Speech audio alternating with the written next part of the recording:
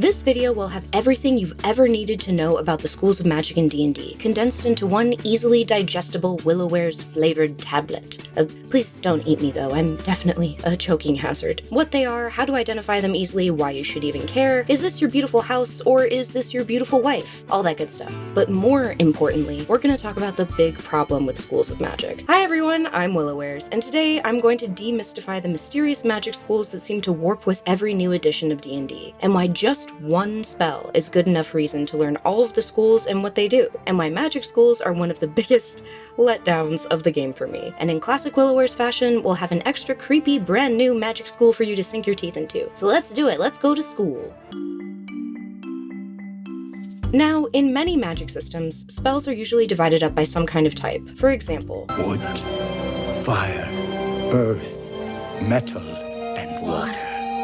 However, D&D is a bit more unique in that it has lots of spells that seem to step on each other in regards to what they do, what they're made of, etc. These schools have been around since Advanced Dungeons & Dragons, with some changes over time, but the spirit of the schools have mostly remained the same. In total, there are around 56 different schools of magic, each school having 7 sub-schools, or as the player handbook states, baby schools.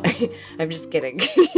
There's only 8. Were you scared? Were you scared this was gonna be a 2-hour-long video? Don't worry. Okay, so we're gonna rapid fire these 8 schools, and by the end, even if it hasn't sunk in yet completely, you should at least have a rough idea of what each school does, to the point where if you just knew the name and school of a spell, you should have at least a pretty good idea of what it is and what it can do. So here we go. Abjuration. Abjuration is the school of no thank you. It stops things, blocks things, cancels things, and keeps you alive long enough to regret your life choices later. It's protective, reactive, and defensive. If a spell feels like it's putting a magical armor on you or a party member, it's probably an abjuration. Classic examples are shield and one of the most hated spells in the game, depending on where you're sitting at the table, counterspell. So when you're thinking of this school, think of words like shielding, aura, and protection. Next up we have illusion. This school is all about creating things that just aren't there. Deception and misdirection are the 2 main goals of most of the spells from this part of the wheel. This is a school of trickery, also sometimes known as phantasm, which I thought was a cooler name from back in the day, but I suppose it does confuse the players with ghosts and stuff. But you can see traces of that in the illusionist wizard subclass with the level 6 feature Phantasmal Creatures, making the guards believe there's a dragon right around the corner or a couple of innocent women shopping that you're levitating off the ground.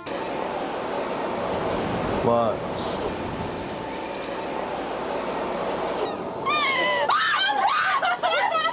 Some of the greatest hits for this school include Disguise Self and Major Image. So when you think of this class, think of words like illusion, which I know, shocking, disguise, and image. Next up we have Conjuration, also known as summoning, the school of bringing stuff into the room. The school of bring your pet to school day from the infernal planes. Conjuration is logistics magic, creatures, objects, even your own party. This makes an excellent school of magic not just for firepower, but for utility. If something appears where it wasn't before, Conjuration usually did that. A lot of this class hints at summoning to and from other planes, which is nice as it blends in with the overall lore of the Forgotten Realms. This is the school of shortcuts, emergency exits, and suddenly having 8 wolves when you did not have 8 wolves a moment ago. Misty Step and Find Familiar are 2 perfect examples from this school. So when you think of this class, consider words like summon, teleport, and man, I don't know. If the word feels like you're bamfing something into a spot, whatever that word is. Next, we have Enchantment, the school of usually the reason for above-table arguments. I'm only partially kidding there. Think of mind control, sabotage, emotional manipulation. Every day I wake up and I hope you're dead! Charm Person is a fantastic example, but don't forget the mind in D&D is a powerful thing, and enchantment ramps all the way up to spells like Power Word Kill, which is literally compelling a creature to die. Zone of Truth is one of the spells new players cast first with eyes full of terrifying glee. Honestly, it's the spell school that keeps on giving for story-related stuff. What makes things tricky is when enchantment is turned on others at the table. It requires everyone to be kind of on the same page. It can definitely be funny. Just sit up, open your eyes. Hey there, our first Martian. What's your first impression of the planet Earth here? But you just have to be careful not to be a jerk about it. Any words that suggest emotional manipulation are a good marker for this school. Transmutation. The little furnitures that dance around in Beauty and the Beast. The cup.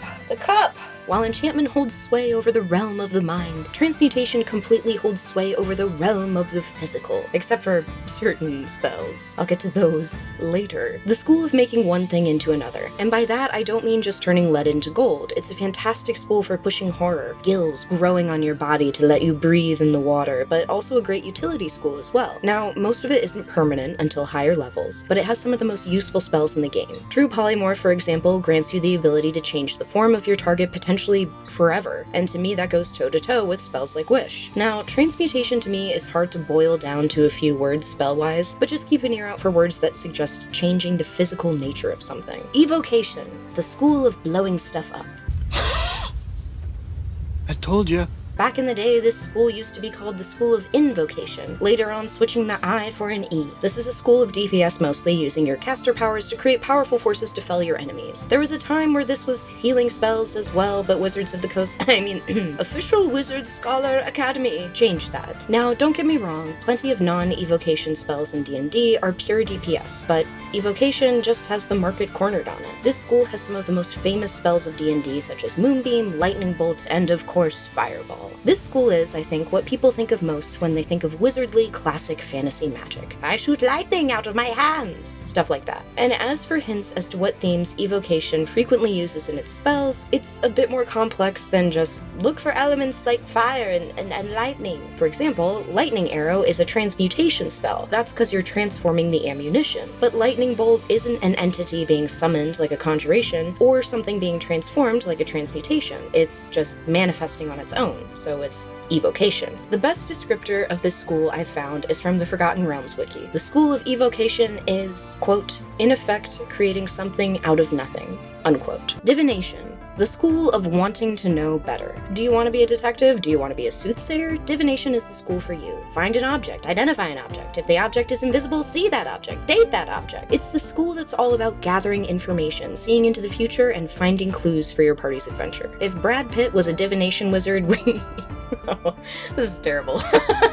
If Brad Pitt was a divination wizard, we wouldn't have one of the most iconic scenes in cinema. What's in the box? What's in the box? That's terrible. And while on the surface, it seems to be the least flashy school in terms of things like damage. Spells like Mind Spike and Hunter's Mark are foundational spells that provide multiple layers of usefulness. Divination wizards actually really can hold their own at the table. Necromancy. Ah yes, the school of magic nearest and dearest to my heart, and probably origin story. Necromancy is unique compared to other schools as it feels quite a bit more specific in its nature. I would love if D&D added more schools like this to the wheel. Sometimes looking at the Necromancy spell list really feels like a how to be a Lich 101, and that's a pretty good way to shorthand remember the school. Necromancy is exactly what it claims to be, a school of magic that deals with the force of life and death. And as for how to spot the Necromancy spells, well, animate dead, death armor, feign death, speak with the dead, spirit shroud, summon undead. You get the picture. Anyways, moving on. Let's see if we learned anything here. That's right, despite my previous promises, I will actually come to your house. It's not like I'm outside your house watching your every move. I am now actually outside your house with the pop quiz. I'm gonna throw up some spell names on the left side of the screen and some schools on the right. Just by thinking about what those words mean, I want to see if you can guess the school correctly. Pause here and take a look if you'd like. Or not, you don't have to pause, you can just keep on moving, get the answers. I'm not watching you. And here are the answers. If you got all of them right, you get the feeling of, pride and accomplishment. Good job. Yay! It's gotta feel great to have a better handle on this system, right? But, and I hate to say this, there are some issues with the schools of magic in D&D. Oh no, what could they be, Willow? What could they be? Well, I'm gonna tell you. I'm gonna tell you what they are. Anyone that's played D&D for a set amount of time will tell you that magic schools have been pretty wobbly about what they are. Even that term, school, which I've avoided talking about specifically until now, are not brick-and-mortar schools. When I first learned about the schools of magic as a baby D&D player, I was so excited to waddle up to the School of Conjuration and submit my application. Little did I know, this was not a physical place. The Forgotten Realms Adventures, published all the way back in 1990, establishes that the origins of these schools are largely unknown and undefined. Quote, "There are no true schools of magic in the realms, recognized colleges where the aspirant can study under a variety of teachers to become a competent spellcaster. There are small groups in major cities such as Waterdeep and Mullmaster, but these are neither large nor common. Now, as always, the beauty of D&D is that we can create those schools in our own games, and books like Strixhaven and Redhurst Academy of Magic, whoa, look at that cover, wow, allow for that and also shine a light on the fact that, yes, players like going to magic school, so let me go to magic school. But that's the symptom of a deeper problem, at least I think. When I think back to those early days, it was me as a player trying to understand the significance of the term. The issue wasn't that there were no real schools in the player's handbook, it's that I wanted the categories to matter. I wanted an extra layer of complexity, not from lore like I originally thought, but mechanically. In 3.5, when you selected a school, you'd pick 2 other schools to be prohibited. You could not learn spells from those schools. Kinda like how there's Pokemon types. I don't know, you pick a rock, and then you can't be a plant. Or fly. There's a Pokemon parallel in there somewhere. Can you tell that I don't know a whole lot about Pokemon? But just this layer of delicious complexity tickles my brain. I liked it, but I understand gating people from spells isn't everyone's cup of tea, so I'd like to know your opinions in the comments below. Having magic schools as a methodology for dividing up spells into categories is just fine, but think about other possibilities. And another thing, one more thing. And speaking of categories, there's also massive inconsistencies with how spells can be categorized that can be confusing for new players, causing most DMs to just say, rightfully so, "Don't worry about it, kitten." For example, remember the Speak with Plants Transmutation spell I mentioned earlier? Well, Speak to Animals, a similar spell, is actually a divination spell. It might be confusing to a new player why that is. D&D's reasoning for this is baked into the spell description. You literally give plants sentience. Which is wild. A level 3 spell. You give a plant purpose and thought at a level 3 spell, which by the way, is taken away as it only lasts 10 minutes. This might be one of the darkest spells in the game. That is insane to me. Vegans around the world just are trembling.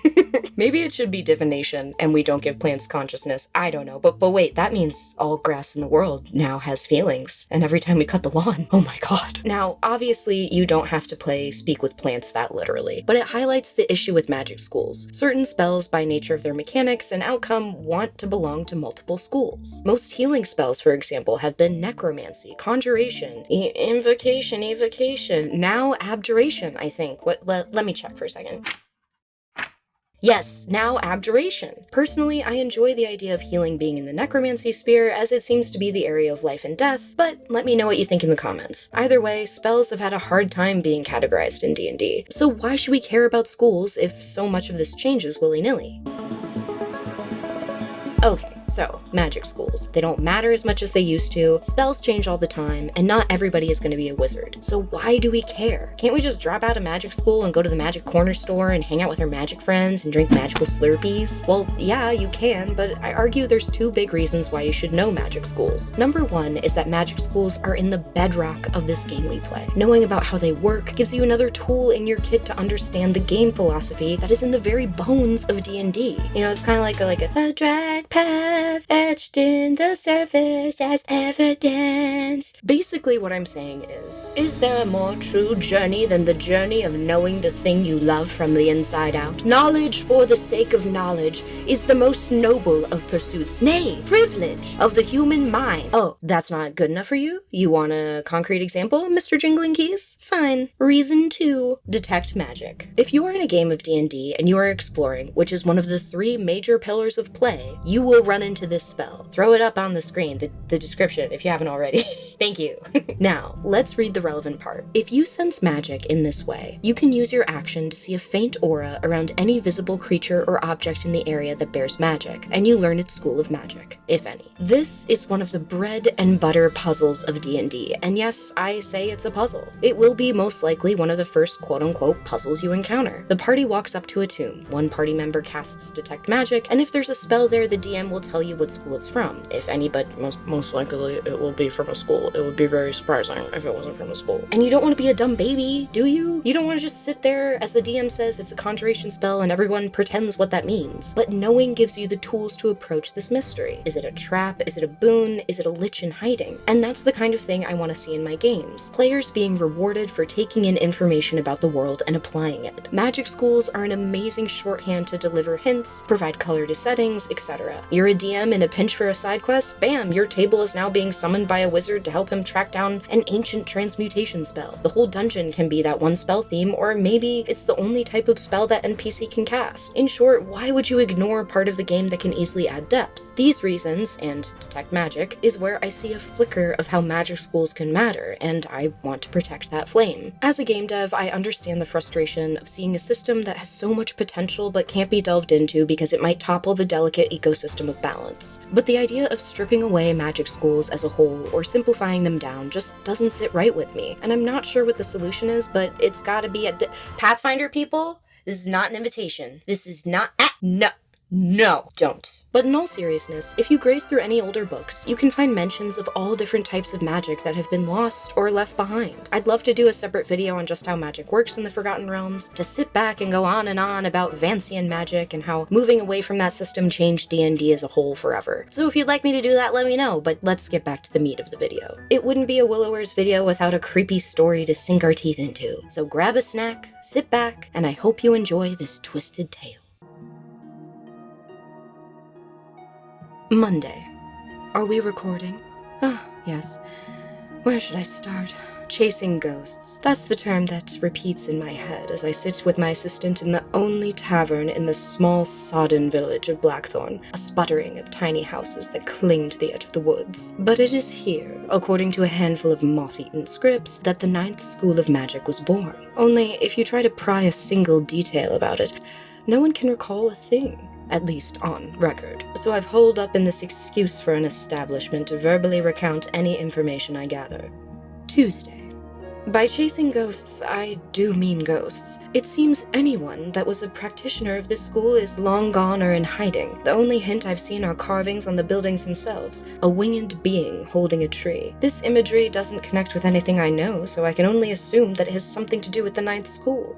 My assistant managed to secure a meeting with the village doctor. When I greeted him, he was just washing up after an appointment. He informed me that, as is typical for Blackthorn, the patient, the mother, had triplets. He must have noticed my surprise when he confided with a proud smile. We are all triplets in Blackthorn. I had noted upon coming into town that, yes, many looked similar, but twins mostly in pairs, not triplets. But then again, I've been too busy trying to shake the permanent muddy puddles that seem to collect in my shoes here. My assistant, who just so happens to be a triplet herself, was pleasantly surprised. He spoke to me about the people, and I was shocked to hear that for the past century, the only thing that has claimed any life in Blackthorn is old age itself. Despite its looks, it is a town completely free of illness. I asked him about magic. Unlike others, he was much more receptive. I'll be visiting him tomorrow to discuss more. Wednesday. The doctor showed us where he procures most of his medicine, a grove of trees at the edge of the woods. He's grafted rare plants to hardier stock that allows him to take care of the village people. The doctor seems to work on a trading system of information. He gives me some odd detail about inoculation, as he calls it, and I must tell him of some other spell. What I get is half-baked mumblings about even splits and odd numbers. The School of Transmutation seemed to be of great interest to him, especially when I brought up mending, of all things. But upon finding that spells meant to repair were few and far between, he lost interest. This is the first wood where the broodmoss, a monster or contagion, depending on who you ask, came from. Other than that, the woods are unremarkable. If not maybe just dark and perhaps, well, the trees are odd, aren't they? They seem to reach towards the village and knot and twist in the strangest ways. No doubt a trick of the dimming light. Oh, what's that? Oh, you're right. My assistant just corrected me. The doctor used the word joining, specifically, not repair. Spells meant to join two objects together. Thursday. Someone was in my room last night and left a recording on my chronograph. I'm playing it back on a separate private recording and then I'll erase it from the official record, so forgive the audio quality. A dragon with many hands that grasps each root and holds our bodies together. We give our hands and legs and eyes and heads to the dragon, and he keeps us safe. He sleeps beneath the trees. In the end, we all join together, as we were in the beginning. I cannot but help notice this sounds an awful lot like my assistant who hasn't shown up this morning. But she wouldn't do something like this. This is a prank, and she's probably nursing a hangover somewhere. I'll make sure to give her a good talking to when she returns. Friday. I realize the emblem of Blackthorn isn't an angel. I am looking at the carving above the doctor's door. It's been taken care of better than the others, but those aren't feathers, and that's not a wing. Those are arms. I should knock on the door and tell him. Tell him I know what he's done. I found her at the edge of the woods. The body, her head, and arms were... I'm ending the recording. We're done here. The Forbidden School of Enosculation is a realm of power that has great benefit at a great cost. Casters drawn to this school are interested in the origins of magic itself. Many that study the School of Enosculation believe that all matter was once one, and the separation and joining of things is where hidden power lies. Like the splitting of an atom, it is the moment things being pulled apart or brought together that an enosculator draws their power from. Common spell components include things that can be broken apart, such as rare branches and crystals. At its best, enosculation is a school of healing and progress. Its common symbol today are the three trees grafted together, the idea that through unity there is strength, growth, and progress. At its worst, however, enosculation is a magic dripping in a bloody past of stolen life. Its previous patron entity, the 100-handed dragon, a beast so terrible that few speak of it. Many believe enosculation to be the precursor of transmutation, though many that study transmutation would argue enosculators have more in common with necromancers. Either way, this school operates in the shadows, promising to alter the world permanently if it is to pull it apart or finally join it in unison. And hey, we did it! I've put together 3 free spell offerings from our new creepy School of Enosculation. And for my patrons, as thanks for supporting me, I've provided an extra set of spells just for you. You can find both in the links below. I also wanted to say a quick thank you, crazy, for 40k! Oh my gosh, I can't believe this many people are interested in my content at all. And I know you could be anywhere on YouTube, so thanks for stopping by here. And if you're new, hey, I have plenty of other videos for you to check out, and I hope you like them. So thank you. I'll see you all in 2 weeks. Goodbye. Goodbye. Goodbye.